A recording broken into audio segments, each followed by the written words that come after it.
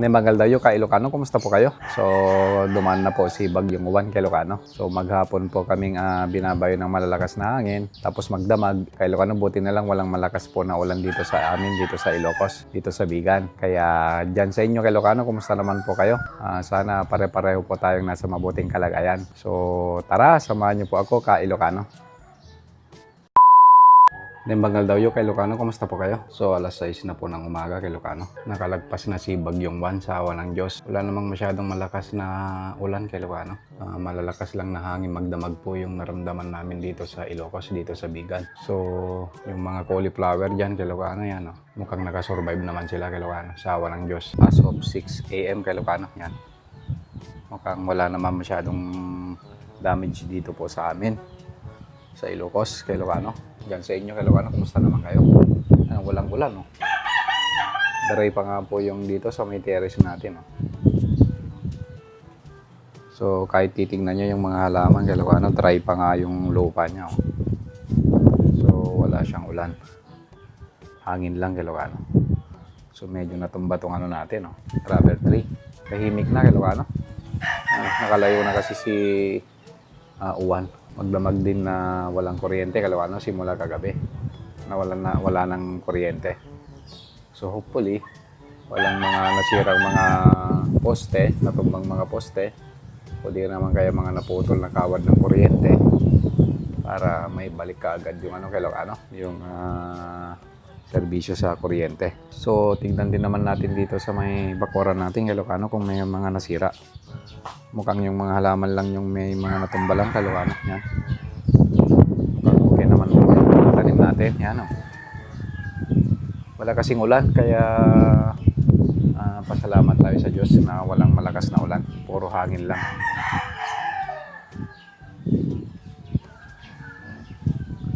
So yung mga alagang ibon natin, doon pa rin sila kay Ilocano. Yun, oh.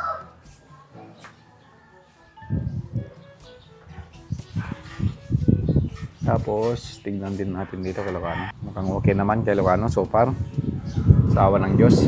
Nakaraos na naman tayo ng super typhoon kay Ilocano. Naman din natin itong mga ibon natin kay Ilocano. Yan, oh. Binalot ko pa sila ng tuwalya para hindi sila lamigin. Yan, mukhang okay naman sila kay Ilocano. Hello, good morning. Good morning, lovebirds. Good morning, kakatil. Yan, mukhang okay sila kay Ilocano. Safe naman sila. So, salamat sa Diyos. Yung mga ibon natin doon sa may mga cage na hindi ko kinuha kay Ilocano, hindi ko pa sila na-check kung kumusta naman sila. So, ilalagay na natin sila kay Ilocano sa kanilang kulungan. Diyan, oh.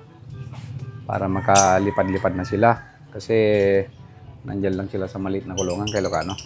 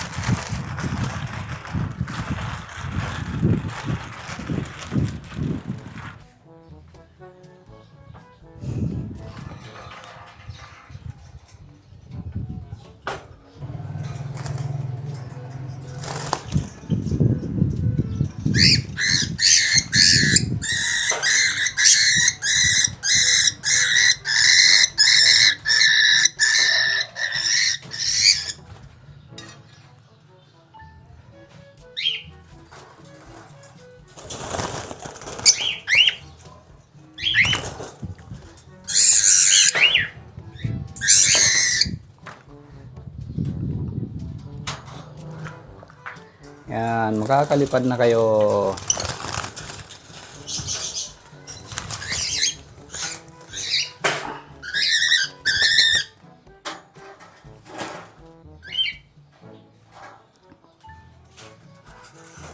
Oops, malikot.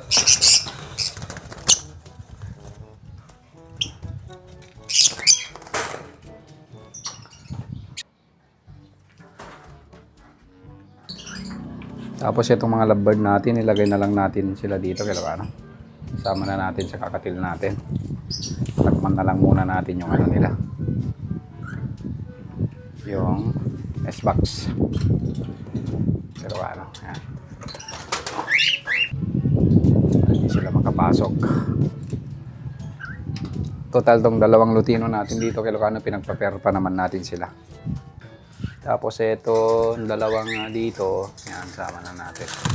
Itong mga lovebird natin.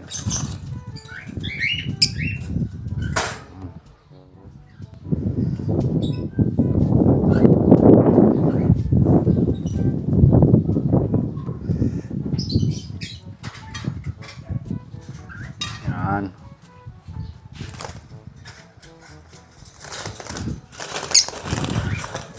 Huwag nang malikot.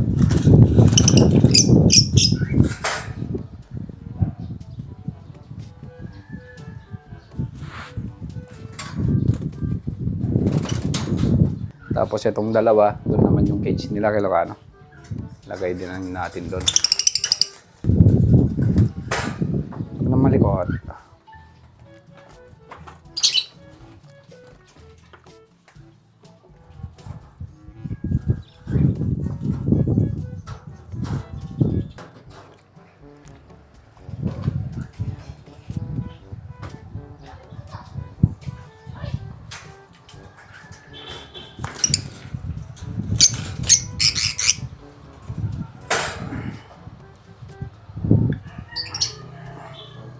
So yun ka Ilocano, maraming salamat sa panonood. Ito lamang po yung update sa pagkagupit ni Bagyong Juan.